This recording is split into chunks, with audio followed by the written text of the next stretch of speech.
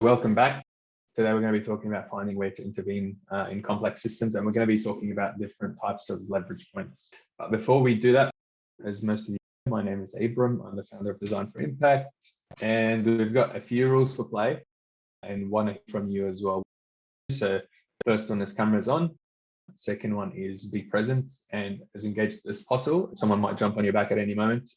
That's okay. And yeah, I guess third and fourth rules up to everyone here. What do you think is important for you?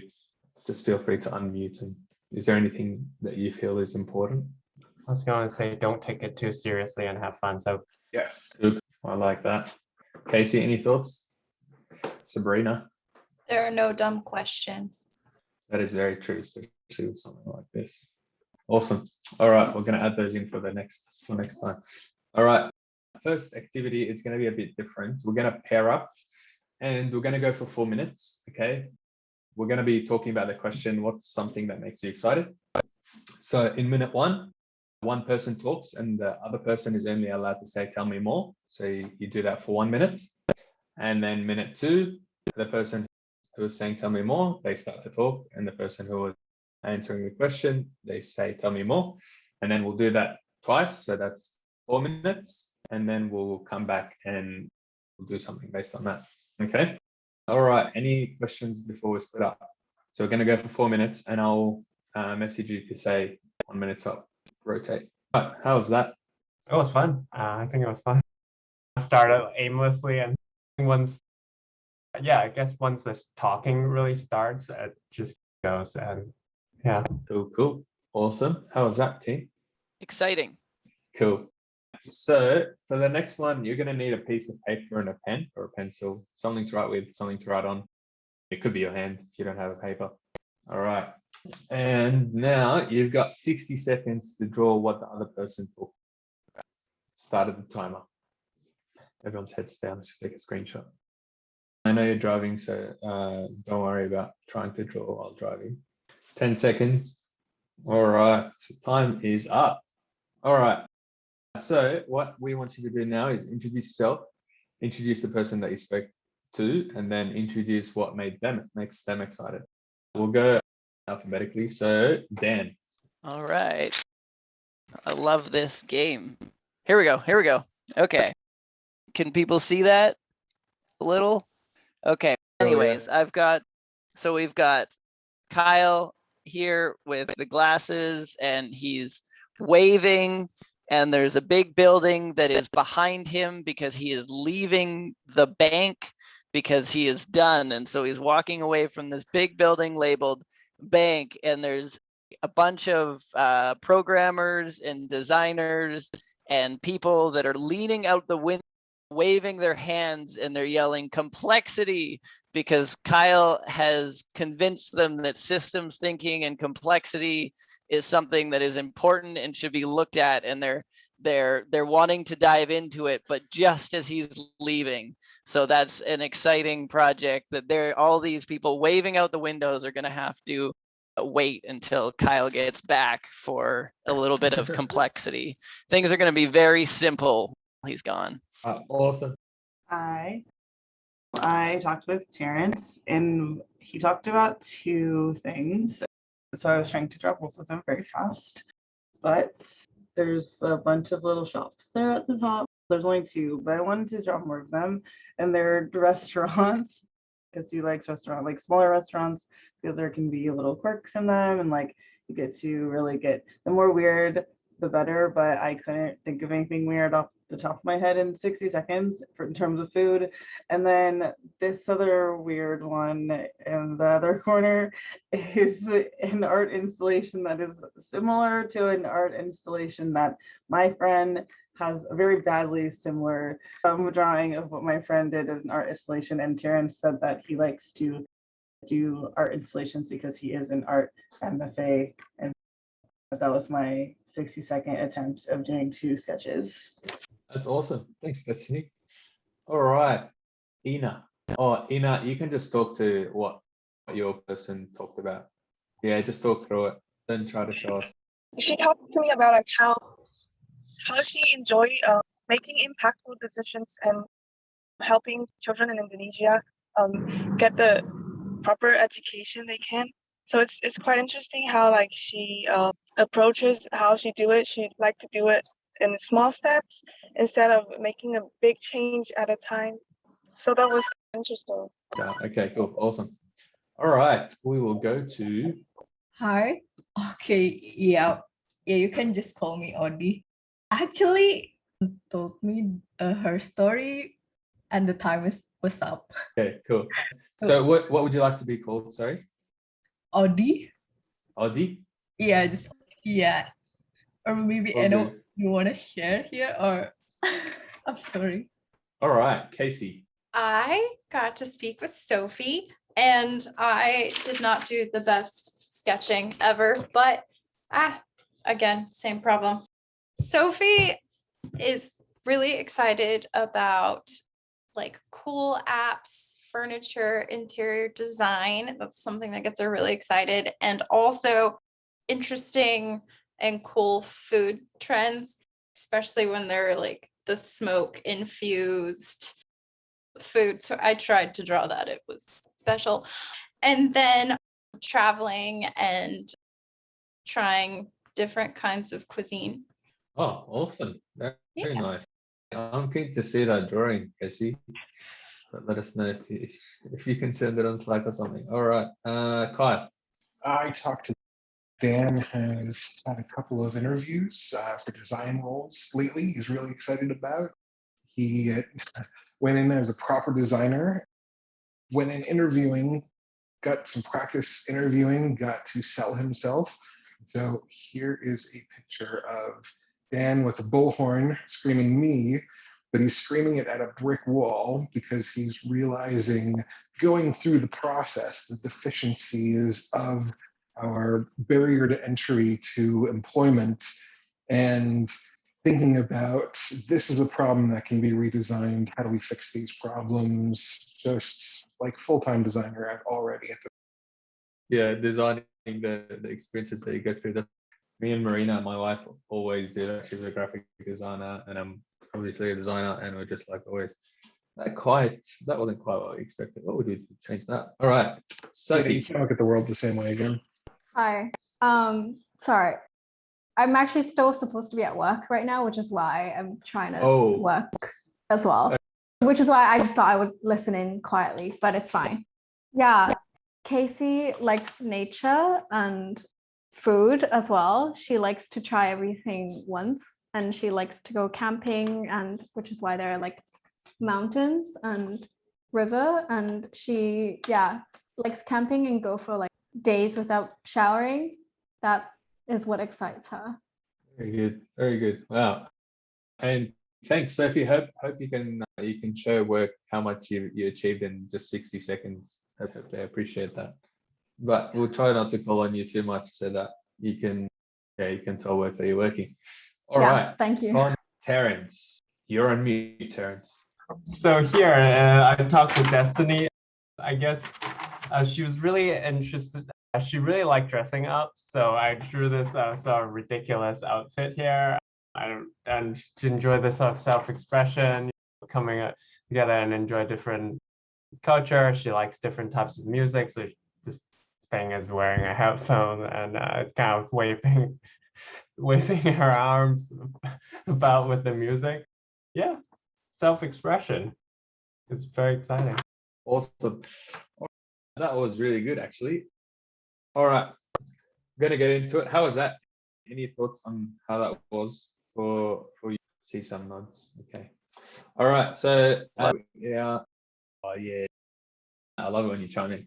All right. So we're designed for impact, change makers, using our skills to make a positive impact on the world, and it's great to see some smiles today. Then different shirt, but the same smile. All right. And like we always talk about, all around the world, which I think is awesome about our community, because we get different perspectives and different views on the world all in the one place. All right. So last time people said that they would like a quick intro to Miro. So I came up with an activity. Let me just share the Miro board if you don't have it. All right, here you go. So once you're on Miro, find the yellow dot. You can also click on my my photo in the top to find me and find where I'm at. And we will do a quick activity to introduce you to Miro if you haven't been introduced. All right, yeah, you're in the right space, Terence. So come to the one that says welcome. If you're new to our community, please use this space to introduce yourself. Obviously, some of you are not new, you've been here before, but introduce yourself nonetheless. So add your name, a photo, and say hi to someone.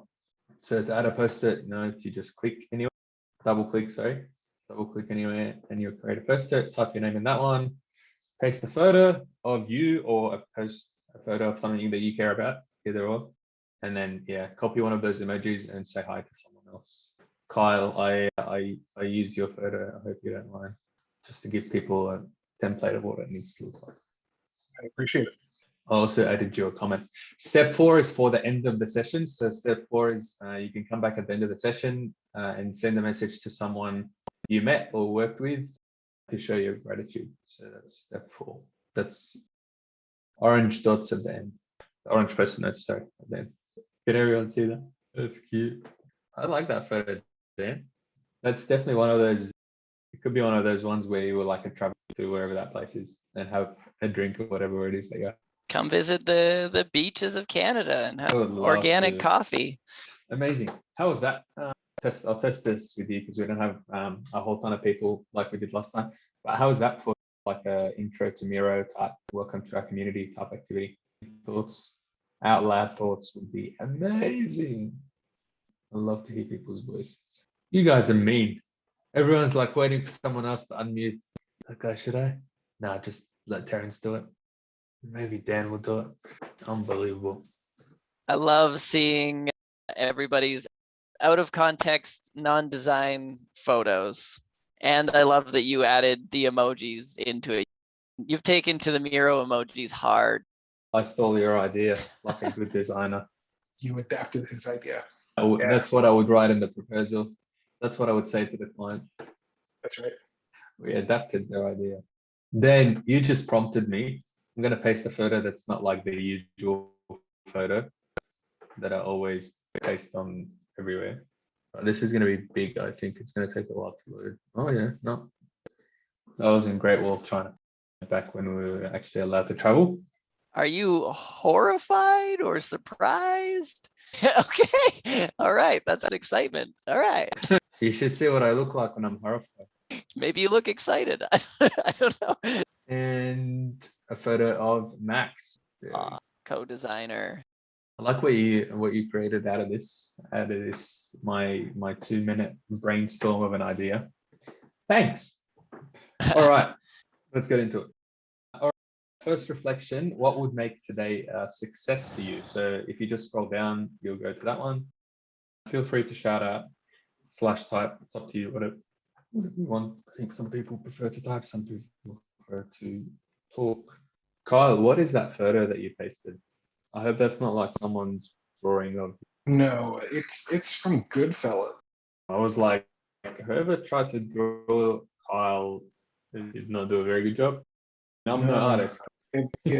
For anyone that didn't recognize that immediately, the homework from all of this is go watch Goodfellas on Netflix as soon as possible.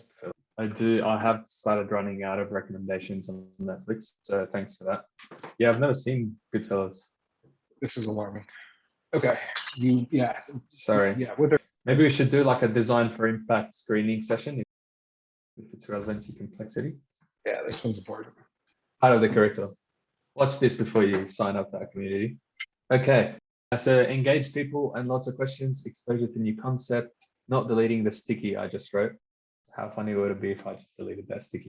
Learn new things that I can use and think about, learn how to intervene in complex systems, know how to explain something, and great connections. Any other thoughts? Whose sticky got deleted? I'm sorry, it wasn't me, I promise. Oh, Casey, it was you. Have fun. Have fun. Okay.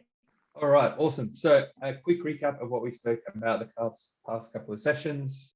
So first week we spoke about different types of systems and how we engage with different types of systems. So we spoke about complex systems. This is called the Cynefin framework. Look it up. We spoke about basically how complex systems a big deal in terms of how we respond to them and how we engage with them. And we said that usually what we try to do with complex systems, or the most successful strategy, is to probe. So try to understand what's happening, how they're working, and then sense, and then try to respond. And that's very different to how, for example, you deal with a chaotic situation like a bushfire. Say, bushfire, you act straight away. You try to like control the situation.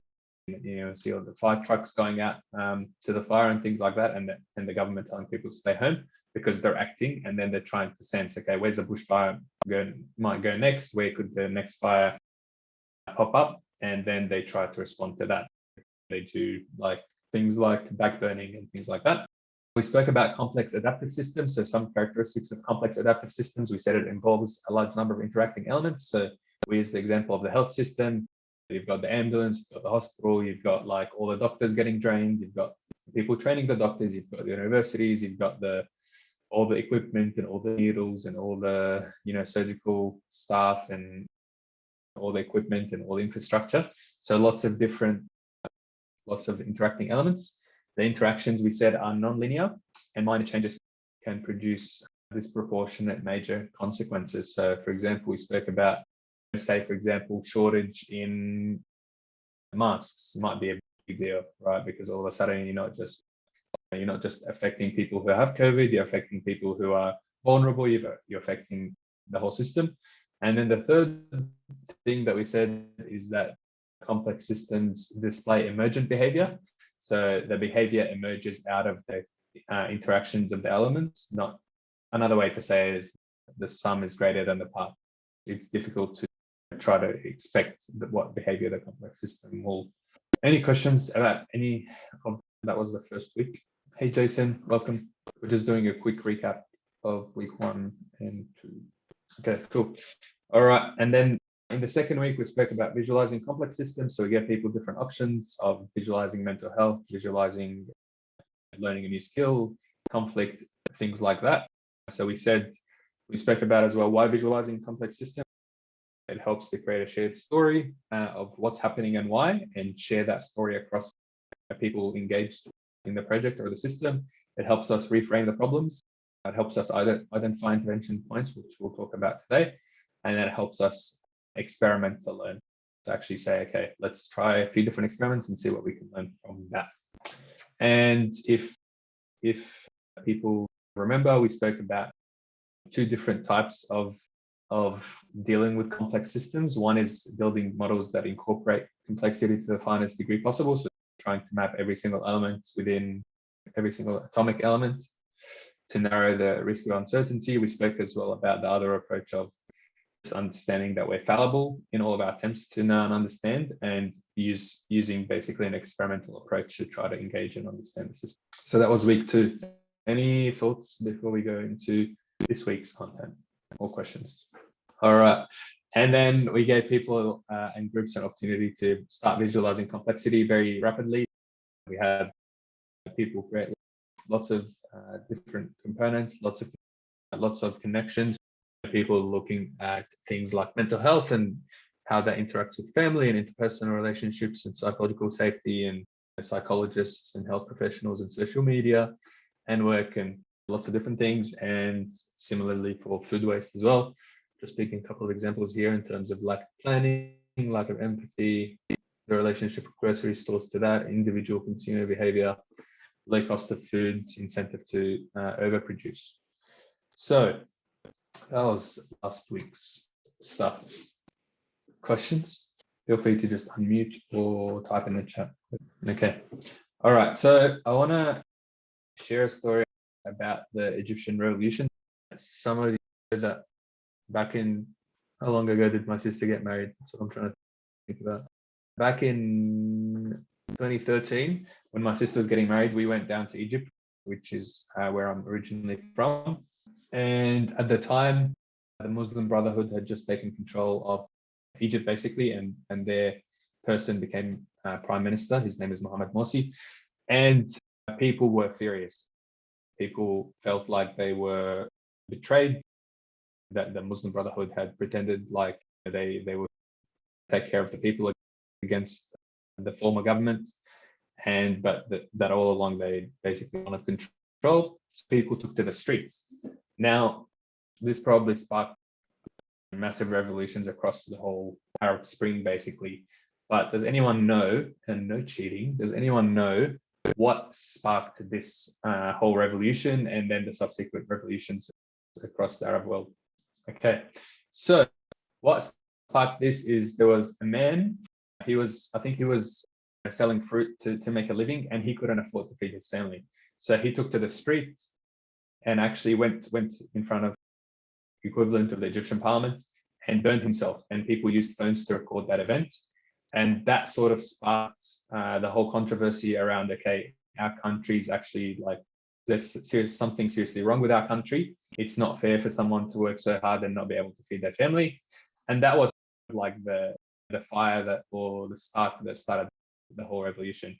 And that's the thing about leverage points, right? Leverage points are these things in the system that if we can identify and we can play with them, we can activate parts of the system that will actually help the system change itself. So the leverage point in that Egyptian revolution was that one person getting fed up and feeling hopeless around his ability to provide for his family, and demonstrating that in a quite graphic way. Obviously, I think the guy lived on to tell the tale. So the first thing we're gonna talk about, we're gonna spend 5 minutes on. I made a copy of the maps from last week, and we'll get you for 5 minutes just to look over the maps again. You'll probably be in different groups, so feel free to just look over the map, whichever map you choose. Just put your name against it somehow with your team, and then talk about what are leverage points and where could we find potential leverage points. Cool. Any questions? The Arab Spring leverage point there, which is really interesting, goes to the unknowability of complex systems. There are definitely those, but what's really interesting, you wouldn't be able to say, okay, I'm going to go light myself on fire tomorrow on the steps of Capitol building. Abram, go bring your cell phone and record it and then broadcast it out there and expect the same response and unfolding. And it's because it was the confluence of so many things that we are probably unimaginable and unrecordable, unknowable, even retrospectively, to be able to say this was the perfect flashpoint for all of those things. Even if we probably dialed back, there were probably pretty extreme protests that happened leading up to that point that came and went fairly unnoticed just because the system wasn't positioned to change the way that it finally did. Yeah, absolutely. And I think Dave Snowden talks about a lot of these leverage points. It's unknowable if you're trying to identify them. It's very hard to say, I know exactly where to intervene in the system, but in retrospect, it makes sense. Or it's usually, sometimes you can make sense of it. You can be like, okay, this was the order of events, and this is, how this contributed to as a leverage point to change the whole system. So yeah, very, very good. All right. Any other thoughts or questions about the activity? So we'll spend 5 minutes. Okay, just discussing leverage points. How was that? What did you get out of it? Terrence. Let's see.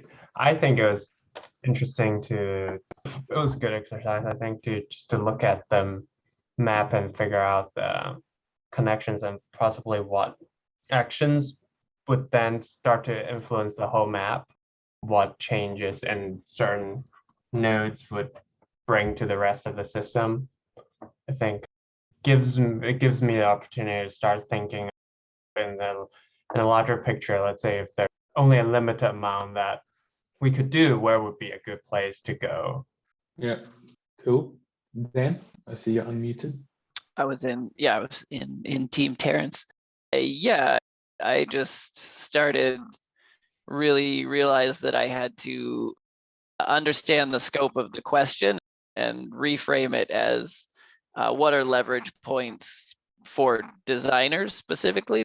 That's where we're coming from, and imagining like where I and we think design specifically has strong leverage points. And I was looking at agribusiness just because it is a it is a established organization, and there's things like agribusiness could potentially save money by reducing food waste. And so these are problems that would be potentially agribusiness would be interested in working on, and designers could come in and work with an already established business to make some impact. Yeah, absolutely. That's interesting then, because I think a lot of the projects that I personally have been on in terms of like systems change, they don't try to stand up a whole new business around tackling an issue. They actually look to current businesses, right, who have a lot of influence. Oh, that is a cool tale, Terence. Who have a lot of influence, and so they can work with them to actually like create change in the system, as opposed to, like you say, just trying to create things from scratch for the sake of creating things. Awesome. Any other thoughts on how that activity was? We're going to go next activity we're going to do is go through some types of leverage points, which help us to think through, okay, is there one of these leverage points that we see in, any questions before we do that? Okay, cool. All right, so there's a few different types of leverage points. You can look this up later, but the first one is something that's frozen, so it's not likely to change. It's not to say that it can't change at all, but it would take a lot of effort. Like every time we cook chicken, I have to remember to take out the chicken from the fridge and thaw it for the whole day, and just like, oh my God, this is so much effort. Not that I blow onto the chicken to unfreeze it. I have to leave it out there for a long time. And a similar idea about frozen leverage points. The other one is sad, actually. Blocked energy, but imagine like a dog who can see like their owner, but they're getting held back, right? Like once you unleash that dog, it's going to run straight through. It reminds me of Max, actually. There's been a couple of times where we've cleaned the glass a little too much, and he just runs straight through the glass and bangs his head and loses a few IQ points in the process. The next one is bright spots. So something that exists in a system that is achieving different outcomes, and you can look at that and try to learn from organizations or people working in the system who are achieving significantly different outcomes. Obviously, that requires a lot of conversations and desktop research and things like that to understand why are these people specifically more successful than the rest, what makes them stand out, and then it takes even more effort to emulate that. The next one is a mixed bag. So this is something that sometimes it works for good, sometimes it works for bad. I would say like the relationship of government with people, say, depending on the country that you're in, obviously. Sometimes that achieves a good outcome, sometimes not so much. The ripple effect. So something that you think, like Terence, what you were referring to earlier, if we, if say we fund agribusiness, like Dan, you were saying as well, if we fund this part of the business, or if we work with this business specifically in this area, this could have ripple on effects. One of the examples that I remember Peter Singer talking about is when, I don't remember the country, I think it was South America somewhere, and they wanted to basically help farmers learn how to sustainably farm fish. And so one of the things that they did was build a soccer court, a football court. And you might be like, what's this football court have anything to do with sustainable farming? And you'd be right, but basically they identified that if they can get kids into school, then parents have more time to learn. Sorry, not get parents. In order to get kids into school, they wanted to create a social activity for them, so that, so create a social activity, help them start going to school, give parents more free time to learn how to do sustainable farming. And that's actually how they achieved it. And again, it makes sense in hindsight, but try thinking of that idea when you're like, we need to get people to learn how to do sustainable farming. One of the principles I think that we always talk about, but then I think you just summarized this like at the get-go when we started talking about this, in terms of this is complex systems require different people with different skill sets. I know I am a sucker for trying to pretend like I know everything, and it just doesn't work in a complex system. Like you get humbled very quickly, and instead of using an expert bias, I'm not saying that you don't need experts, but instead of trying to focus on what we know best and just saying, I know this works in Africa, it's going to work in Australia. instead going with the approach of let's have a conversation about it. Let's talk to the people experiencing the problem. Let's talk to people working in this space already. Let's try to use collective intelligence and not just rely on sheer power. Next, any questions actually before we go to the next activity? Kyle, do you have any reflections? No, I like that perspective. The approach that we were talking about in my group, the one that I like that comes from the Cynefin framework is it's not fit into that framework, but that makes it easier to comprehend action and expected results. The other alternative to go into free space is just here's my leverage points, here's my hypothesis. So let's experiment. And then the signal that I expect as a response that proves my hypothesis or disproves my hypothesis is this. And so that's how we spell it out. If I can't even think of a good example on the spot now, but the idea simply being that we haven't had the opportunity to generate good data yet. And so we can use just simple verifiers that our hypothesis is working until we get to quality data, because assuming that our bad data is going to feed our OKRs or our KPIs is actually going to do more harm than good. So we just need a little bit that'll point us in a direction. Yeah, absolutely. And I think that data's, like you say, Kyle, like there's different qualities of data, but you can also, data can be interpreted. And I think relying on data alone and pretending it's objective truth or Bible or whatever it is, that's when you run into problems, because the same piece of data, you could look at it in one way, or you could look at it a completely different way. And yeah, it's just a word of caution based on experience. All right, so next activity, we're going to go into it unless anyone has any questions. We'll do breakout rooms again. I might combine everyone into the same group if that works. And then that way you get to have a, that's okay, dear. Thank you. All right, rooms are, so you got 10 minutes for this one and then we will close out. Dan? Questions. I just feel like there's a lot of overlap between the categories, but that's probably okay. I assume it's just a framework for making sense. Dan, yeah, you take the words right out of my mouth. Yeah, a lot of this, it's difficult because I think say something like, I think it's difficult. Like before I started with any of this work, I was very much just tell me whether it's black or white. And I quickly had to learn when you're tackling complex problems, it's never just black and white. No, seriously, there's lots of shades of gray, more than 50. And you have to actually be like, this is like, science is very good at technical problems, but complex problems, you can't just rely on science. That's why humanities is super important, right? That's why it's like sad when people just focus on STEM, because yes, STEM is important. We've had lots of good things happen out of STEM, like technology and electric vehicles and lots of different things. But STEM alone can't. And at the end of the day, we're dealing with humans who can't even sometimes explain their own behavior. So yeah, absolutely, you're right. In terms of it's a loose framework. It's not something that like. No, I think you misunderstand the definition here.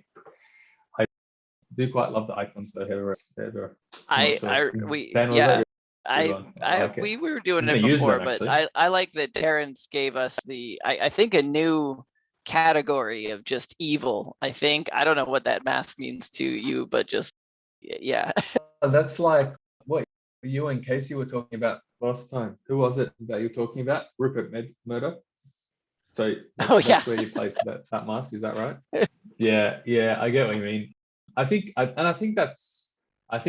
given like our society and our economy, I think that's to be expected, that some people are just like, no, I want to make the most amount of money as possible. I don't care what happens.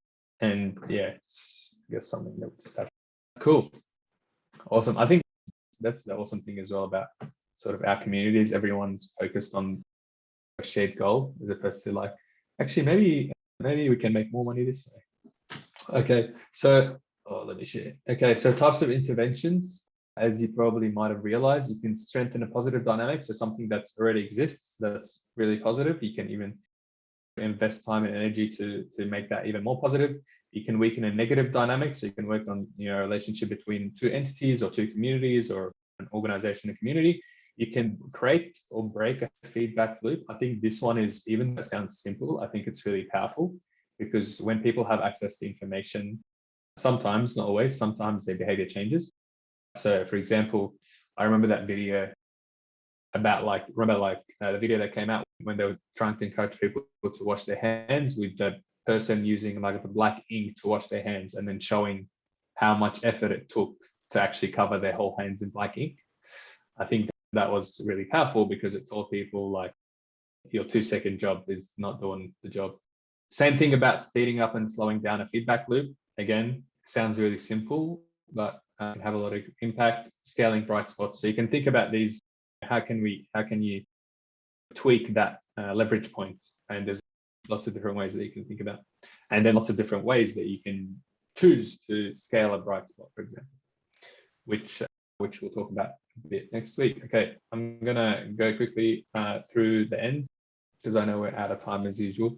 Quick thoughts on your feedback. You can just put the post-it notes. Karen's already there. So things that you appreciate, one thing that we can improve. Hopefully we improved a tiny bit from last time, rating out of 10, and then what would make it a 10 for you. Feel free to speak as well. I quite like hearing voices.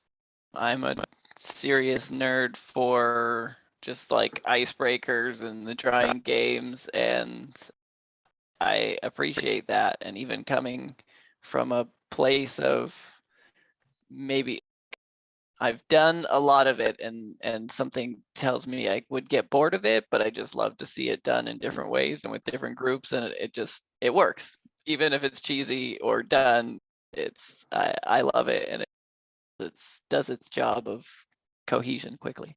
Yeah. That's awesome. It's awesome. It's crazy how you start getting to know someone in 4 minutes. I agree that 5 minutes, like the first minute felt like forever, but by the end it was like, what? It was fun to get to know somebody that quickly and then draw a picture. Yeah. I'm doing this, just keep doing courses. I feel like, I'm a sucker for like more techniques and learning and stuff. So this activity was based on the course that I'm doing this week on online facilitation. Where are you doing that course? Oh, it's like an Accenture thing. They teamed up with this organization called Curve, and then they've got videos about like how to prepare for a session, how to think about what people want to get out of the session, how to run the session, and then what to do after. I'm still in the first module. Yeah. Cool. It's a valid point, Terence. I felt rushed as well. Next week, heads up, next week, instead of the recap or alongside the recap, we might do like a quick quiz. See if people remember about the systems. It'll be easy. No pressure. Just make sure you study beforehand. What percentage of our grade will it be? Oh, it's crazy right now. Then speaking of like percentage of grade, learning Hebrew, because I'm doing a diploma of theology again, and it like 80% of it is just like the weekly homeworks, and it's like really good because they're like easy marks to pick up, but at the same time, like I have to remember to do something every single week. Yeah, it's crazy how quickly like you can pick up a language if you dedicate time to it every week. Impressive. Oh yeah, I miss that as well. Actually, stories and story time.